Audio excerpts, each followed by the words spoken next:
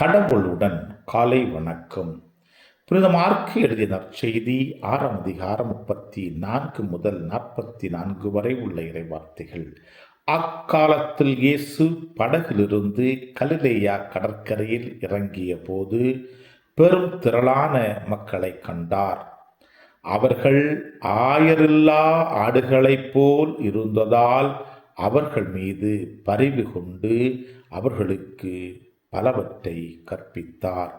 இதற்குள் நெடுநேரமாகிவிடவே சீடர் அவரிடம் வந்து, இவ்விடம் பாலை நிலம் ஆயிற்றே, ஏற்கனவே நெடுநேரம் ஆகிவிட்டது.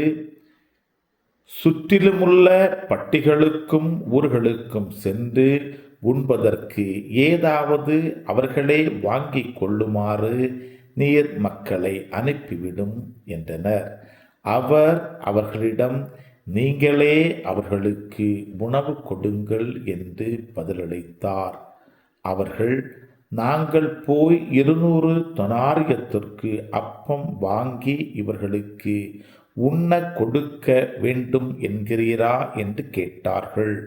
அப்பொழுது அவர், உங்களிடம் எத்தனை அப்பங்கள் இருக்கின்றன, போய் பாருங்கள் என்று கூற, அவர்களும் பார்த்துவிட்டு, 5 அப்பங்களும் 2 மீன்களும் உள்ளன என்றார்கள். அவர் எல்லாரையும் பசும்புல் தரையில் அமரச் செய்யும்படி சீடர்களை பணித்தார். மக்கள் 100 பேராகவும் 50 பேராகவும் வரிசை வரிசையாய் அமர்ந்தனர்.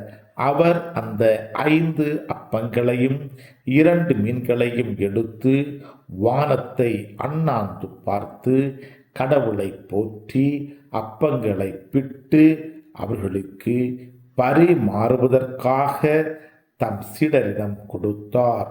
அவ்வாறே இந்த 2 மீன்களையும் எல்லோருக்கும் பகிர்ந்தளித்தார். அனைவரும் வயிறார உண்டனர். பின் எஞ்சிய அப்பத்துண்டுகளையும் மீன் துண்டுகளையும் 12 கூடைகள் நிறைய எடுத்தனர். அப்பம் உண்ட ஆண்களின் தொகை 5000. கிறிஸ்துவின் நற்செய்தி. இந்த நாள் இனிய நாளாக அமைய வாழ்த்துக்கள். चल चला चल सला सला सला चल चला चल चल चला चल பல பல பல புதுமைகள் பெருமைகள் இனிமைகள் இறங்கிய நல்ல நாள், ஒரு நல்ல நாள், நம் தேவன் தந்த நாள். இது நல்ல நாள், ஒரு நல்ல நாள், நம் தேவன் தந்த